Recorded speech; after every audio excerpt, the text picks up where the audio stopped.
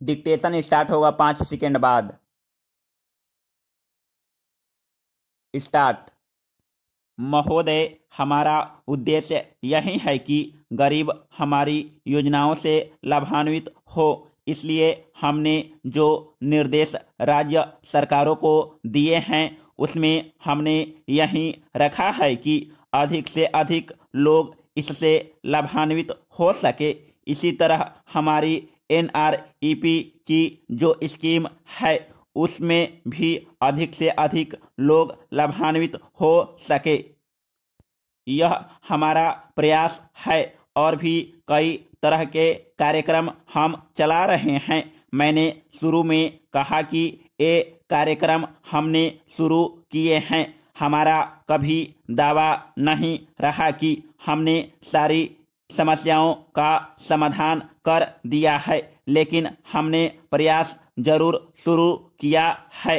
हम कर भी रहे हैं और हम उम्मीद करते हैं कि अगर आपका भी सहयोग पूरी तरह से हमें मिले तो इन समस्याओं का समाधान करने में बहुत हद तक हम आगे बढ़ सकते हैं। Paragraph change.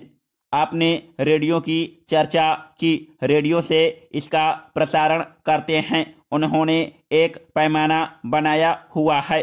5 डिग्री से नीचे जब मरकरी गिरता है तो उसके बाद वे कहते हैं कि शीत लहर चलेगी। 6 डिग्री से नीचे तक का अभी तक का उनका अनुमान है। मैंने मौसम विभाग के लोगों को बतलाया था और उनसे मैंने यह सवाल किया था।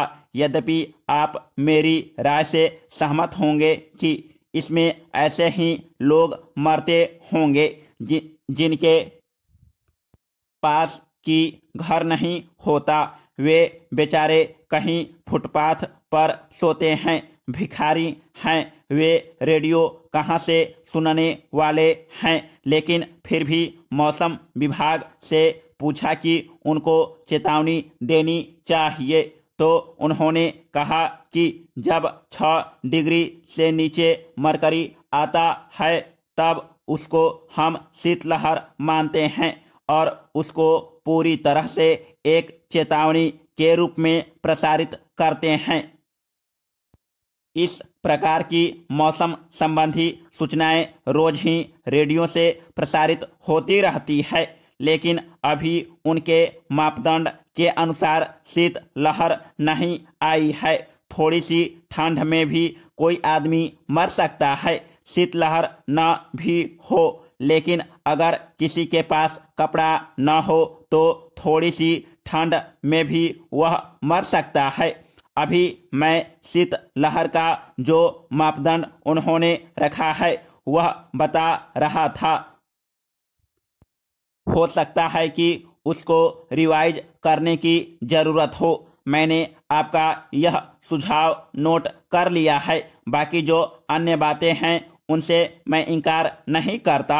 हम और आप सभी जानते हैं कि इसके पीछे सबसे बड़ा कारण गरीबी ही है, लेकिन आप इसका कोई राजनीतिक लाभ उठाने का प्रयत्न न करें। रैन बसेरा और आयोग नियुक्त करने के बारे में भी मैंने पूछा था। आयोग बहाल करने से कोई फायदा नहीं होगा, बल्कि उस पर जो खर्चा आएगा उससे गरीबों में कंबल बांटना अच्छा रहेगा। अंग्रेजों के जमाने में ज्यादा फेमिन कोटा था, उसको रिवाइज किया गया है, लेकिन शीतलहर का जो पैमाना अंग्रेजों के जमाने में चल रहा था वहीं आज भी चल रहा है। इसलिए उचित महोदय, सरकार के पास इस साल की रिपोर्ट नहीं है, लेकिन पिछले 3 साल की रिपोर्ट क्या सरकार बतलाएगी कि पिछले 3 सालों में कितने लोग ठंड से मरे हैं और कितने लोग गर्मी से मरे हैं? ठीक है, अभी की रिपोर्ट मान लेते हैं कि नहीं है। अभी के लिए कह सकते हैं कि मेरे पास तो रात को ध्यानाकर्षण आया है, मैं क्या कर सकता हूँ। लेकिन क्या सरकार यह बताने के लिए तैयार है कि विगत 3 वर्षों में कितने लोग ठंड से मरे हैं और कितने लोग लू से मरे हैं? जो रैन बसेरा योजना के बारे में कहा गया कि गरीबों के लिए यह योजना चलाई जाएगी और न सिर्फ दिल्ली में बल्कि पूरे देश में चलाई जाएगी, उस रैन बसेरा योजना का क्या हुआ? यह जो रेडियो और प्रसारण का विभाग है, क्या इसका यह दायित्व और फर्ज नहीं हो जाता है कि लोगों को ऐसे समय में चेतावनी दे, जिस तरह से कहीं अगर तूफान आने वाला होता है तो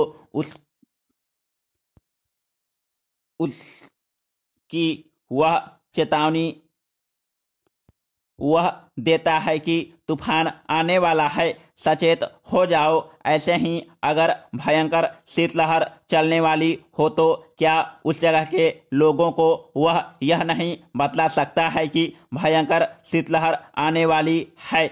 आप लोग अपने बचाव का उपाय करें। ये सारी समस्याएं हैं जिनके संबंध में मंत्री महोदय जवाब दे और इसको गंभीरता से ले। Paragraph change. मेरा सिर्फ यही कहना नहीं है कि आप केवल कृषि मंत्री हैं। कृषि मंत्री होने के नाते आप सरकार के एक अंग हैं। आप जहां बैठते हैं वहां सरकार को बतलाइए, अपने वरिष्ठ मंत्री को बतलाइए और कैबिनेट में बैठकर जहां से पॉलिसी तय होती है वहां से कोई ठोस कदम उठाइए, तब इस समस्या का निदान होगा। नहीं तो कितने लोग मरे कितने नहीं मरे, उससे इस समस्या का निदान होने वाला नहीं है। Paragraph change. उपाध्यक्ष महोदय, ऐसे ही तो बातें आमतौर पर फिर वहीं कहीं गई है जो बागड़ी जी ने शुरू की थी। करीब करीब वही बातें आई है और मैंने तो कहा शुरू में कि इससे कोई इनकार नहीं कर सकता है कि हिंदुस्तान की गरीबी को हम नहीं मिटा सके हैं और हिंदुस्तान में अभी भी करीब करीब 48% जो औसत आंकड़े हैं उनके हिसाब से लोग गरीबी की रेखा से नीचे रहते हैं। इससे भी हम इनकार नहीं करते हैं कि लोगों के पास घर नहीं है जो कि होने चाहिए। मूल आवश्यकताएं जो चाहिए वह हम पूरी तरह से सबको मुहैया नहीं कर पाए हैं। हमारा प्रयत्न जरूर है, अब कहां तक उसमें सफलता मिली है उसका लेखा जोखा करने की आवश्यकता है। यह बात नहीं है कि गरीबी दूर करने की तरफ हमारा प्रयास नहीं है। मैं सिर्फ एक दो उदाहरण उसके देना चाहता हूं, ज्यादा वक्त नहीं लेना चाहता। सिर्फ इसी को देखकर कि हमारे बहुत से लोग गरीबी की रेखा के नीचे रहते हैं, एक बड़े पैमाने पर हम चाहते हैं कि ग्रामीण विकास हो।